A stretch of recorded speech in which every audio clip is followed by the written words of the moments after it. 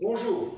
Alors là, on est dans un cas d'une douleur sacro-iliaque, mais aussi douleur en barre, donc L5-A5, apparemment. Bon, on l'a traité en ostéopathie, en acupuncture, ça se stabilise, mais la patiente, lorsqu'on prend les pouls, d'accord, au niveau du cœur, elle a vide d'énergie du cœur.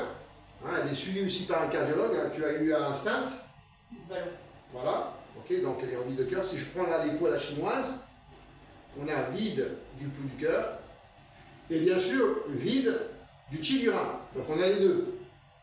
Donc si l'axe cœur-rein il est perturbé, forcément on ne peut pas avoir une stabilité au niveau du bassin lombaire.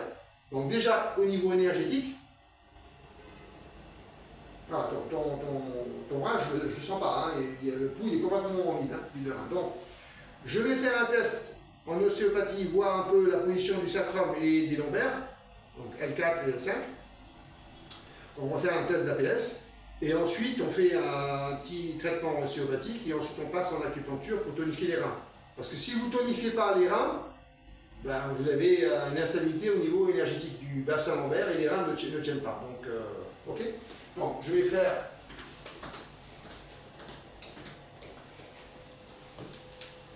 Alors, tu mets les mains derrière la nuque, vas-y, mets les mains derrière la nuque. Donc là, la patiente elle a les pieds bien sûr sur le tabouret hein, pour que les ischions soient sur la table.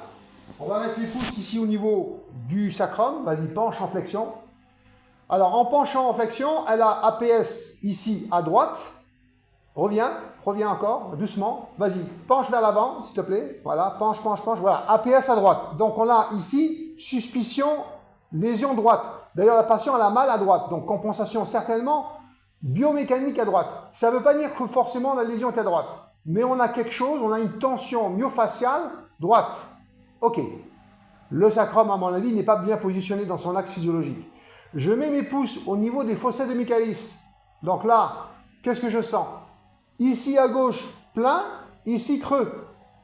Donc, au niveau biomécanique, certainement le sacrum, il est légèrement en torsion vers la droite. Vas-y, reviens, position initiale, tu fais ta flexion, tu penches vers l'avant, vas-y. Voilà, on a une léger APS, ascension de pouce à droite, ici aussi. Reviens. Donc, ça confirme. Ça confirme que la position du sacrum, elle n'est pas dans ses axes physiologiques. Je viens maintenant chercher la L5. Donc L5, vas-y, pareil. Elle penche vers l'avant. APS à droite. Donc lésion certainement à droite de L5. Donc L5, la cinquième lombaire, elle va suivre la torsion du sacrum. Reviens, s'il te plaît.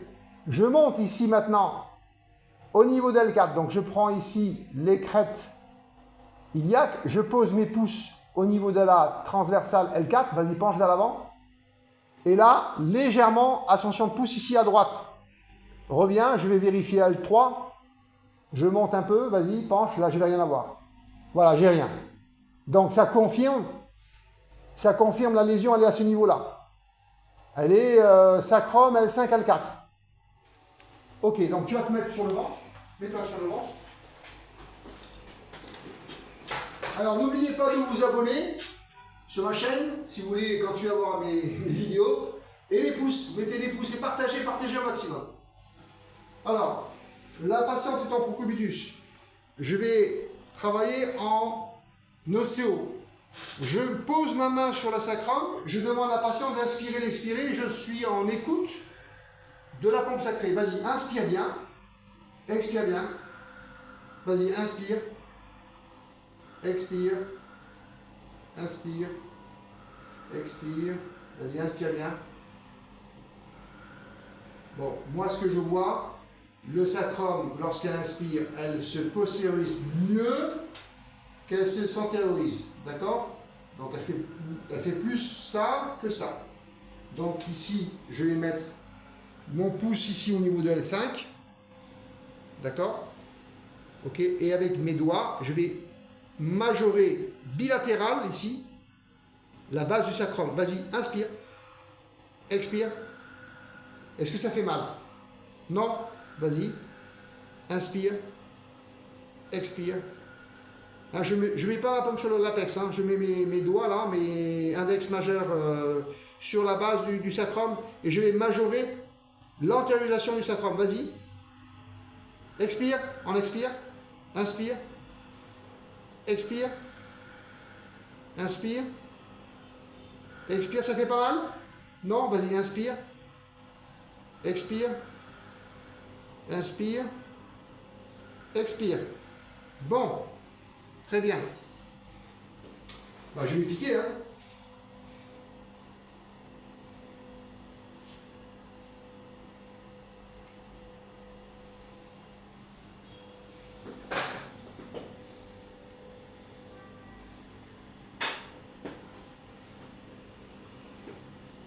Un peu d'alcool. Alors là, je repère la L5, je pique Huato-Juaji L5. Ça va, c'est pas douloureux? Ok. Je mets mon index sur l'apophyse épineuse L5, 0,5 Sun L5, je pique L5. Je repère la L4. Apophyse épineuse L4, je pique L4.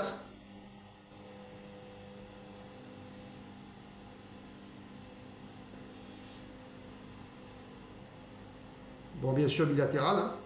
Ah, là, là, mal. Ok, je pique au-dessus. L3. J'ai repéré l'apophyse épineuse L3. 0,5 Sun. L3. Là, elle a mal à gauche. Ouais. Tu n'as pas eu mal à droite? Non. D'accord.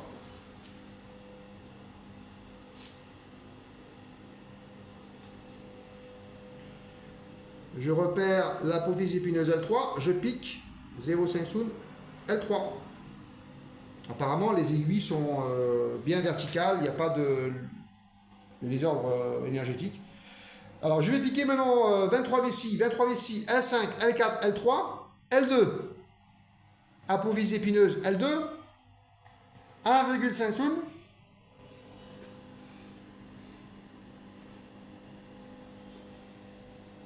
« 23 vessie. Et là, je vais tonifier le rein. Gauche et droite. 23 vessie. Voilà.